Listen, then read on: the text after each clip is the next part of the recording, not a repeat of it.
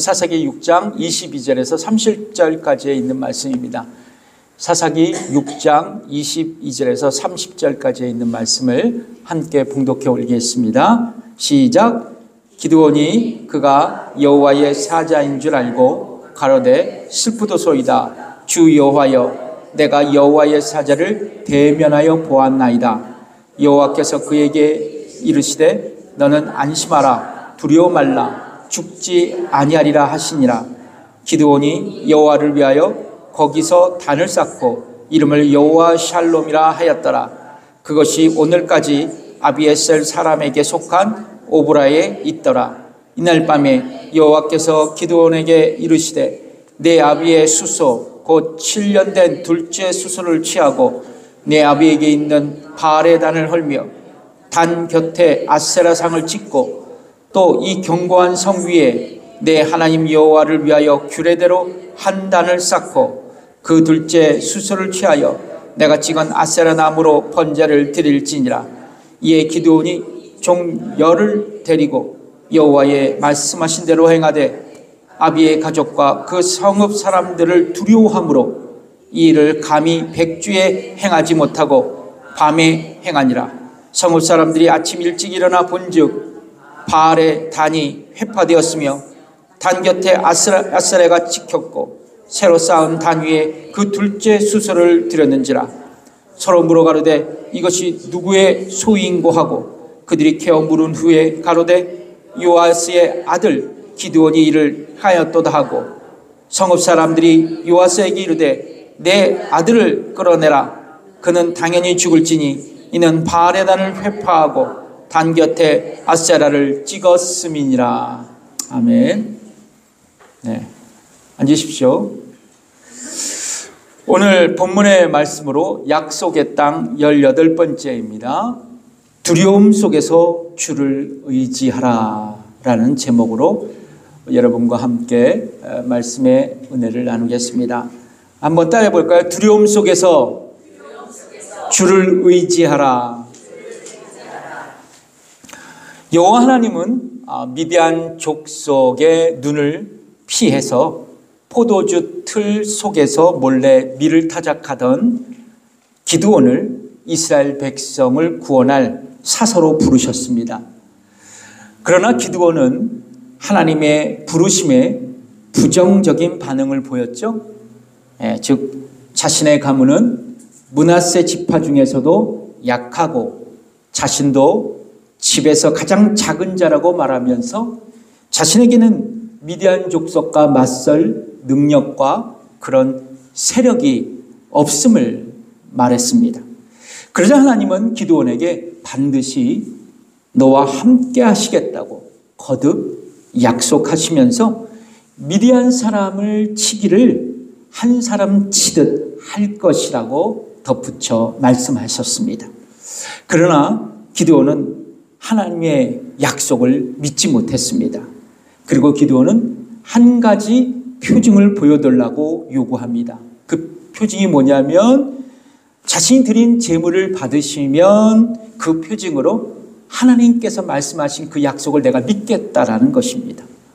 이윽고 기드온은 자신이 드린 제물들이 반석에서 나온 불로 태워지는 광경을 목격하면서 하나님께서 자신의 제물을 받으셨다고 확신하게 됩니다. 근데 흥미로운 것은 자신과 함께 말하고 있었던 여호와의 사자가 순식간에 사라져 버렸습니다. 이런 신비스러운 현상을 체험한 기드온은 곧바로 죽음의 두려움을 느끼게 됩니다. 왜냐하면 구약 사람들은 하나님의 현존, 하나님의 나타나심, 하나님의 임재를 대면하면 곧 죽는다라는 신앙을 가지고 있었기 때문입니다. 실제로 출애굽기 33장 20절에 보면 하나님은 모세에게 이렇게 말씀하셨습니다. 내가 내 얼굴을 보지 못하리니 나를 보고 살 자가 없음이니라. 그렇습니다. 기드온은 자신과 말하던 그 사람이 하나님의 사자인 것을 알고는 자신이 곧 죽게 될 것이라고 그렇게 직감하며 두려워했던 것입니다. 여러분, 사사기 6장에 보면 기드온은요, 참으로 두려움이 많은 사람이었습니다. 그는 미디안 족속의 약탈을 두려워해서 어디 안에서 탈곡을 했다고요? 포도주 틀 안에서 밀을 타작했던 사람이었습니다. 그는 불안한 환경에 압도되어서 하나님의 약속을 의심하면서 뭐를 구했어요? 표중도 구했습니다. 또 오늘 본문에 보면요, 이런 이야기가 전개돼요. 하나님께서 기드온에게 아버지의 집에 있는 바알과 아세라상을 부순 뒤에 산성 가장 높은 곳에 규례대로 제단을 쌓고 그곳에서 이제 7년 된 그 숫소를 잡아서 여호와 앞에 번제로 드리라고 명령을 하십니다. 그리고 땔감으로 기드온이 잘라낸 아세라상을 사용하라고 말씀하세요. 그 말씀이 사사기 6장 25절에서 26절까지 있는 내용인데요. 한번 읽겠습니다. 시작. 이날 밤에 여호와께서 기드온에게 이르시되 내 아비의 숫소 곧 7년 된 둘째 숫소를 취하고 내 아비에게 있는 바알의 단을 헐며 단 곁에 아세라 상을 찍고 또 이 견고한 성 위에 내 하나님 여호와를 위하여 규례대로 한 단을 쌓고 그 둘째 숫소를 취하여 내가 찍은 아세라 나무로 번제를 드릴지니라. 아멘. 기드온은 10명의 자신의 종들을 데리고 가서 하나님의 말씀대로 우상을 회파했습니다. 그런데 여러분 잘 보세요. 읽어보셨으면 알겠지만 기드온은 아버지 집 안 사람들과 그 동네 사람들을 두려워해서요, 이 우상 부수는 일을 대낮에 하지 않습니다. 언제 해요? 야밤에 실행하게 되죠. 그게 그 다음 절에 나오잖아요. 사사기 6장 27절의 말씀입니다. 읽겠습니다. 이에 기드온이 종 열을 데리고 여호와의 말씀하신 대로 행하되 아비의 가족과 그 성읍 사람들을 두려워함으로 이 일을 감히 백주에 행하지 못하고 밤에 행하니라. 그러니까 사람들의 눈이 무서워서 뭐요? 밤에 했다라는 것이죠. 그렇습니다. 기드온 사사는 이처럼 두려움에 사로잡혀 살아갔던 사람이었어요. 그런데 여러분, 이런 두려움의 증상들은요, 우리 모두가 동일하게 경험하고 있는 정서적인 증상이라고도 할 수 있습니다. 그러니까 여러분, 기드온이 경험한 이 두려움 또한 우리의 두려움이 될 수 있다라는 겁니다.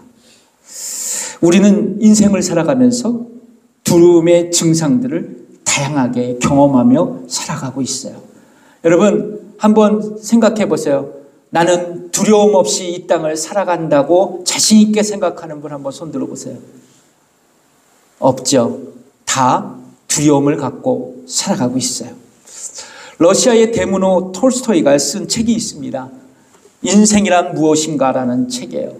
이 책에 나오는 짤막한 이야기를 여러분께 소개해 드리겠습니다. 어느 날 한 젊은이가 길을 가다가 숲에서 갑자기 사자가 튀어나왔어요. 이 갑자기 나온 사자를 피하기 위해서 이 젊은이는 근처 있는 우물 속으로 들어가 버렸습니다. 그가 덩쿨 줄기를 의지하면서 우물 속으로 한참 들어가고 있는데 우물 바닥을 보니까 뱀들이, 독사들이 우글우글우글우글 거렸어요. 그러니까 위에서는 사자가 내려다보면서 으렁거리고 있고, 아래에서는 독사들이 막 꿈틀거리고 있고, 이 절박한 상황에서 덩쿨줄기를 의지해서 매달려 있던 젊은이가 아주 소스라치게 놀라워 버렸습니다. 왜요? 그 이유는 그가 매달리고 있던 이 생명줄을 심지어 검은지가 번갈아가면서 막 갉아먹고 있는 거예요. 톨스토이는 두려움 속에서 언제 끊어질지 모르는 덩쿨줄기의 의지에 매달려 있는 것, 그것이 바로 인생이라고 이 책에서는 이야기하고 있습니다. 그렇습니다. 우리가 인생을 살아간다는 것, 그것은 아마도 두려움의 연속일지도 모릅니다. 이런 현상을 뒷받침해 주는 통계가 있었어요. 수년 전에 미국 국립정신건강연구소의 발표에 따르면 미국 4천만 명, 그러니까 인구 퍼센테이지로 18%가 두려움의 장애를 겪고 있다는 충격적인 통계 결과를 내놓았습니다. 그러니까 100명 중에 몇 명? 18명이 두려움 안고 살아간다는 거예요. 그렇다면 도대체 두려움은 뭘까요? 여러분, 두려움이 뭐죠? 사전적인 정의에 의하면 두려움이란 위험을 느껴서 마음이 불안하고 그것 때문에 내 마음이 조심스러운 상태가 되는 것이 두려움이라고 사전적인 정의는 얘기하고 있어요. 그러니까 두려움은 위협이나 위험에 대한 인간의 반응이라는 겁니다. 근데 여기서 저는 두려움을 긍정적인 두려움과 부정적인 두려움으로 나누어서 생각해 볼 수 있다고 생각합니다. 여러분, 긍정적인 두려움은 뭐냐면 위험이나 위협을 피하도록 만드는 신호가 될 수 있어요. 이 얘기는 뭐냐면 여러분, 예를 들면 여러분 운전 다 하시잖아요. 운전하고 가요. 근데 반대편 차선에서 자동차가 중앙선을 넘어와서 나에게 다가온다면 두렵죠? 무섭죠? 그러면 어떻게 해요, 여러분? 핸들을 꺾잖아요. 그 차를 피하게 됩니다. 이때 두려움은 사고를 피하는 그 나에게 긍정적인 요소가 되는 거예요. 그렇죠? 그래서 이 두려움은 나에게 긍정적인 두려움이 될 수 있는 겁니다. 근데 여러분, 반면에 부정적인 두려움도 있어요. 지나친 두려움으로 사로잡히는 현상입니다. 예를 들면 똑같은 예를 들게요. 자동차가 중앙선을 넘어와서 나에게 다가왔어요. 그러나 다행히 내가 그 차를 피했습니다. 자, 그런데 이후 자동차 운전만 하면 그때의 악몽이 되살아나. 그렇죠? 그래서 두려움으로 운전대를 잡을 수 없어요. 이런 분들이 종종 있으세요. 그 자동차 사고의 트라우마 때문에 말이죠. 또 이런 경우가 있습니다. 내일 내가 아침에 일찍 약속이 있어요. 그렇죠? 그래서 자기 전에 알람을 다 해놓고 잡니다. 그런데요, 자면서 뭔 걱정을 하느냐? 내일 아침 일찍 일어나지 못할까 봐 두려워서 밤새 뒤척이는 분이 있습니다. 밤새 뒤척여요. 여러분, 예민한 성격이라고 얘기할 수 있지만 이것도 비정상적인 두려움에 속한 모습이에요. 그러니까 긍정적인 두려움은 우리에게 약간의 긴장감을 주어서 우리에게 유익을 주지만 부정적인 두려움은 지나친 두려움으로 우리에게 작용해서 불안과 염려를 나에게 증폭시키는 겁니다. 그래서 우리의 마음과 우리의 육체와 우리의 삶이 무너지는 거예요. 뭘로? 부정적인 두려움으로요. 긍정적인 두려움은 나에게 약간의 긴장감을 주잖아요. 그렇죠? 그렇다면 이런 두려움, 특별히 지나친 두려움, 부정적인 두려움이 왜 나에게 찾아왔을까? 여러분 궁금하시지 않아요? 여러분, 창세기 3장에 보면 아담과 하와가 선악과를 따먹고 범죄했어요. 근데 범죄한 후 즉각적으로 나타난 두 가지 현상이 있었습니다. 어떤 현상이 있었냐면 하나는 수치심이에요. 여러분, 뱀이 말했던 것처럼 하나님과 같이 된다라는 그런 느낀 그런 기분이 아니었어요. 반대로 그들은 하나님과 같이 되었다는 느낌이 아니라 수치심으로 압도되었습니다. 여러분, 아담과 하와가 선악과를 따먹은 후 그들의 뭐가 열려졌어요? 눈이 열려져서 자신들이 벌거벗었다는 것을 새롭게 인식하게 되었습니다. 창세기 3장 7절의 말씀이죠. 읽겠습니다. 이에 그들의 눈이 밝아 자기들의 몸이 벗은 줄을 알고 무화과 나무 잎을 엮어 치마를 하였더라. 그러니까 그들이 범죄하기 전에는 벌거벗었다는 것을 알고 있었어요. 자, 부끄러워하지 않았습니다. 그러나 아담과 하와는 범죄한 이후 뭐를 느껴요? 부끄러움을 느낀 거예요. 수치심을 느끼게 되었고 그들은 무화과 나무 잎을 엮고 자신들의 부끄러운 부분을 가리웠습니다. 네, 여러분, 여기서 자신의 몸을 무화과 나무 잎으로 가리웠다라는 영적인 의미가 뭔지 아세요? 하나님의 말씀에 불순종해서 선악과를 따먹은 자신의 잘못된 일을 가리웠다라는 거예요. 이 얘기는 뭐냐면 자신들의 부끄러운 모습을 가리웠다는 겁니다. 하나님 앞에 지었던 불순종의 죄를 하나님 앞에서 은폐했다는 거예요. 자신의 죄를 가렸다는 것입니다. 그러나 여러분, 손바닥으로 하늘을 가릴 수 있을까요? 아니죠. 무화과 나무 잎은 그들의 부끄러운 죄를 결코 가릴 수가 없었어요. 어떻게요? 시간이 지나면 무화과 나무 잎이 어떻게 된다고요? 시들어 버렸기 때문이에요. 그래서 그들은 또다시 수치심을 느껴야만 했습니다. 그 다음에 찾아온 현상이 뭐냐면 두려움이에요. 첫 번째 현상 뭐예요? 수치심. 두 번째 두려움. 창세기 3장 7절에 다음에 몇 절이죠? 8절입니다. 읽어보겠습니다. 시작. 그들이 날이 서늘할 때 동산에 거니시는 여호와의 음성을 듣고 아담과 그의 아내가 여호와 하나님의 낯을 피하여 동산나무 사이에 숨은지라. 아담과 하와는요, 자신의 죄를 은폐하고자 무화과 나무 잎으로 자신의 부끄러운 부분을 가렸어요. 더 나아가서 하나님께서 동산을 거니시는 소리가 들리자 이 아담과 하와는 하나님을 피하기 위해서 동산나무 사이에 숨게 됩니다. 여기서요, 여러분 저기 하이라이트 보이시죠? 날이 서늘할 때 동산에 거니시는 여호와 하나님. 이 표현은 뭐냐면 아담과 하와를 심판하기 위해 여호와 하나님께서 오셨다는 거예요. 네.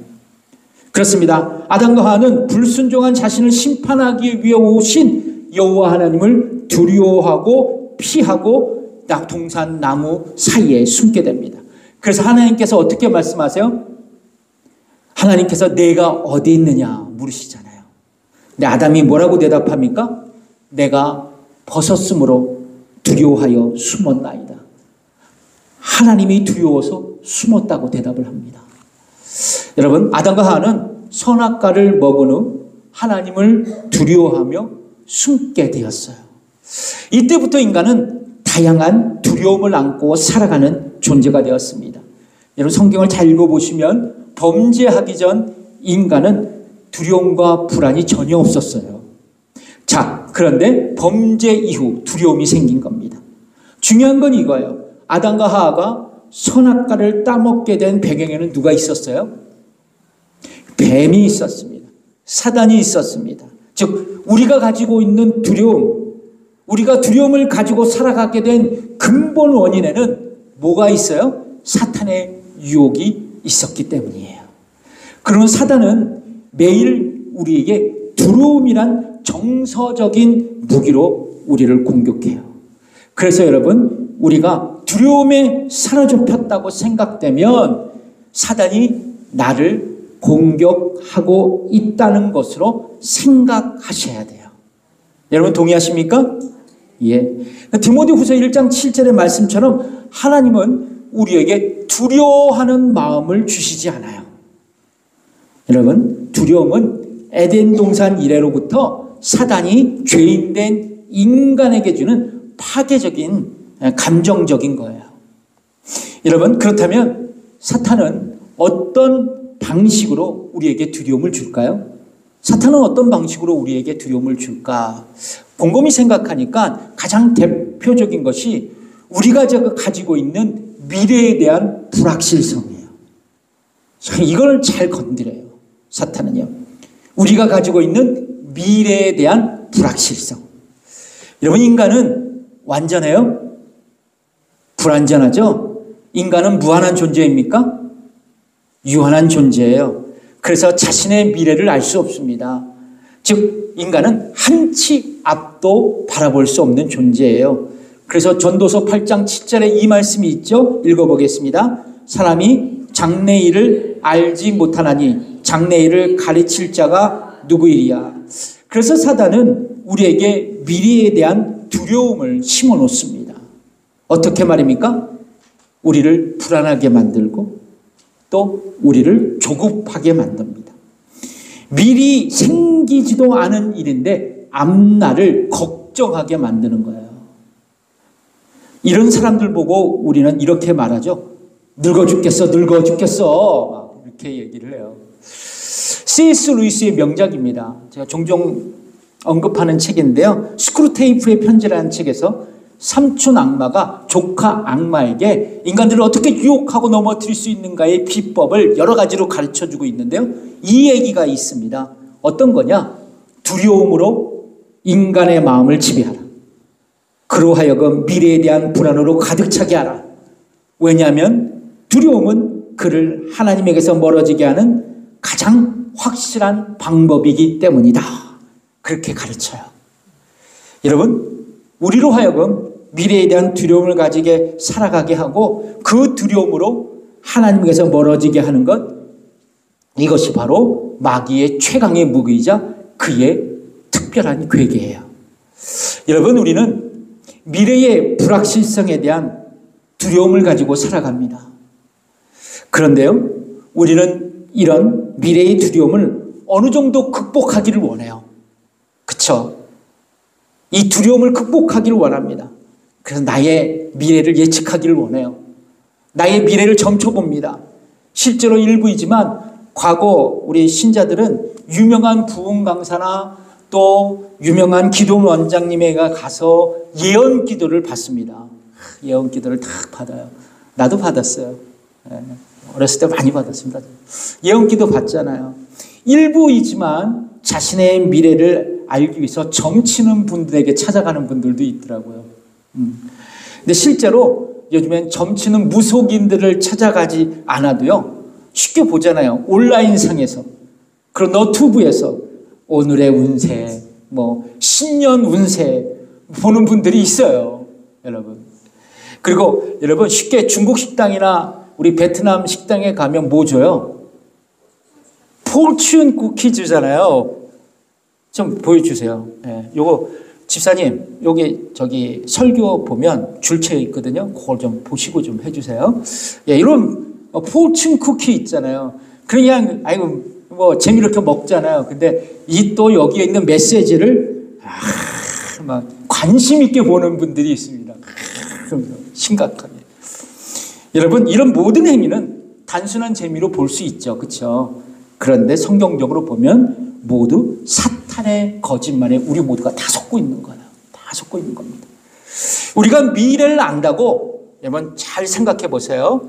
우리가 미래를 안다고 두려움에서 벗어날 수는 없어요. 왜냐하면 두려움은 계속해서 새로운 모습으로 진화돼서 우리에게 다가오기 때문에 그래요. 중요한 것은 이거예요.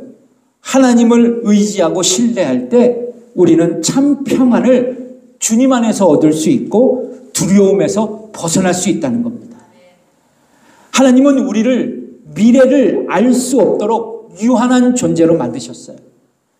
그래서 우리는 미래를 알 수 없고 미래를 점칠 수 없는 거예요. 그래서 우리는 미래를 불확실하다고 말하고 두려워합니다. 자, 그러나 여러분, 하나님은 영원하세요. 하나님은 무한하세요. 그 하나님께 나의 불확실한 미래를 맡기면 나는 불확실한 나의 미래를 극복하며 두려움에서 벗어나서 당당하게 내일을 맞이하게 될 거예요. 왜냐하면 주께서 당신의 선하신 계획으로 나의 내일을 인도하실 것을 내가 믿고 있기 때문이에요. 성도 여러분, 성경은요, 우리에게 두려워 말라고 말씀합니다. 흥미로운 것은 이 말씀이 성경에 366회가 기록되어 있습니다. 366회. 그러니까 1년이 며칠이에요? 365일이잖아요. 매일같이 말씀해 주시고도 한 번도 우리에게 해 주시는 말씀이 두려워하지 말라는 거예요. 그렇다면 왜 매일같이 하나님은 성경을 통해서 우리에게 두려워 말라고 말씀하실까요? 그 이유는 뭘까? 곰곰이 생각해 봤어요. 그 이유가 뭐냐면 나의 미래에 대해 정말로 내가 두려워하고 있기 때문에 그래요. 매일같이 하나님께서 성경을 통해 우리가 말씀합니다. 두려워하는 나에게 두려워하지 말라. 두려워하지 말라. 여러분, 불확실한 나의 미래를 생각하며 여러분 두려워하십니까? 여러분 두려워하세요? 저도 두려워해요. 여러분도 마찬가지일 거예요. 두려워할 거예요. 근데 여러분, 예수님 붙드세요. 아멘이십니까? 주께서 우리를 선하게 인도하실 뿐만 아니라 우리에게 두려움을 극복할 참 평안을 주실 거예요. 요한복음 14장 27절의 말씀을 한번 읽어볼까요? 읽겠습니다. 시작. 평안을 너희에게 끼치노니 곧 나의 평안을 너희에게 주노라. 내가 너희에게 주는 것은 세상이 주는 것 같지 아니하리라. 너희는 마음에 근심도 말고 두려워하지도 말라. 여러분 잘 생각해 보세요. 두려움은 나에게 여전히 있어요. 없어지지 않아요. 그러나 내가 이 믿음으로 예수님을 붙들고 있기에 나는 두려움이 있지만 언제나 나는 평안할 거예요. 아멘이십니까? 그러므로 여러분, 우리는 두려움이란 감옥 속에 갇혀 있기보다는 예수님 의지하며 주를 찬양해야 돼요. 그 시편 56편 3절에서 4절까지 있는 말씀이 이 말씀을 하고 있거든요. 읽어보겠습니다. 시작. 내가 두려워하는 날에는 주를 의지하리이다. 내가 하나님을 의지하고 그 말씀을 찬송하올지라. 아멘. 여러분, 소울 서퍼라는 영화를 보셨나요? 이게 참 감동적인 영화예요. 세계적인 서퍼 메서니 해밀턴의 실화를 바탕으로 만든 영화입니다. 그녀는 하와이 출신이에요. 13살 때 하와이주 예선 서핑대회에서 1등으로 통과할 정도로 장래가 촉망받던 서퍼였습니다. 그런데 어느 날 그녀가 바다에서 연습을 하다가 상어에게 팔을 물려서 한쪽 팔이 잘려져 나갔어요. 장애인이 됐습니다. 더 이상 서핑보드 위에서 두 팔을 벌리고 딱 균형을 잡아야 하는데 한 팔이 없으니까요. 균형을 유지할 수 없게 되었고 그녀는 이제 내 인생 다 망했구나 생각하고 두려움 속에서 인생을 방황했습니다. 그러던 중 쓰나미로 폐허가 된 태국에요. 단기 선교를 갔습니다. 그리고 그곳에서 만난 난민 아이들의 아픔을 보면서 오히려 상처받았던 자기의 마음에 주님께서 위로를 허락해 주셨어요. 그녀는 태국 단기 선교를 이후 용기를 다시 얻어서 다시 서퍼로 도전하게 됩니다. 결국 훗날 그녀는 세계 유일의 외파리 서퍼로 우뚝 서게 돼요. 장애인 서퍼로 말이죠. 그리고 그녀는 이렇게 고백했다 그래요. 두려움이 나를 삼킬 수 있었지만 나는 하나님을 신뢰했고 하나님은 내게 다시 일어날 힘을 주셨습니다. 하나님 나에게 팔을 주셨고 나의 팔을 다시 가져가셨지만 나는 정했습니다. 주님을 찬양합니다. 아멘이십니까? 여러분, 사탄은 우리에게 매일처럼 두려움이라는 무기로 공격합니다. 그리고 두려움이란 감옥 속에서 우리를 끌고 들어갑니다. 그럴 때 여러분 어떻게 해야 돼요? 주님을 의지하십시오. 주님을 찬양하세요. 그리고 이렇게 결단하십시오. 내가 두려움에 있기보다는 예수님을 붙들고 의지하며 살겠다고 말입니다. 그리고 내가 두려움 속에 갇혀 있기보다는 예수님 찬양하겠다고 말이에요. 어느 날 목사님께 중병에 걸린 한 여인이 찾아왔다 그럽니다. 그 여인은 죽음을 앞두고 고통 속에서 두려워하며 살았던 여인이었어요. 그녀는 목사님에게 이런 얘기했습니다. 목사님, 저에게는 희망이 없어요.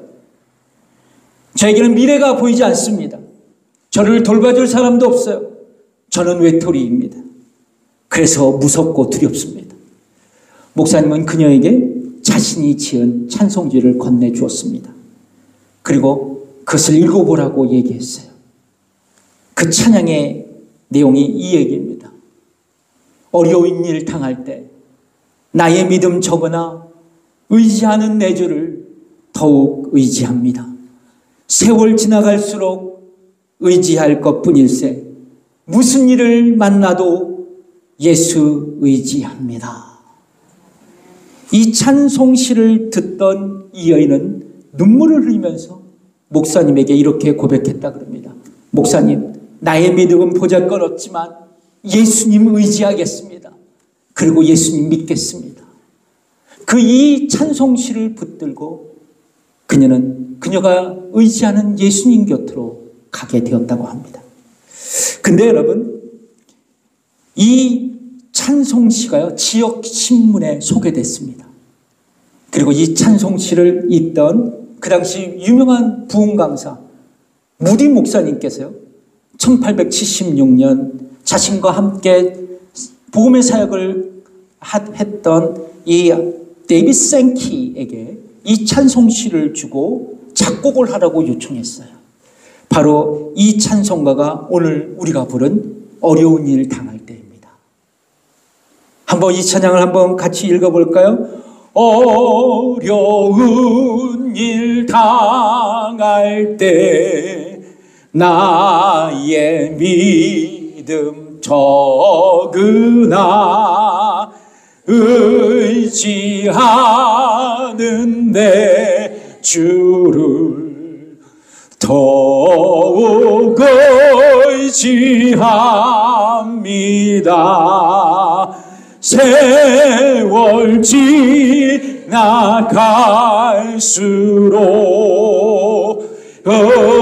의지할 것뿐이세. 아무 일을 예수 의지합니다. 예수 의지합니다. 아멘. 성도 여러분, 어려운 일을 당해 두려워하십니까? 그렇다면 나의 믿음은 적지만 예수님 의지하십시오. 그리고 예수님 찬양하세요. 기도하겠습니다.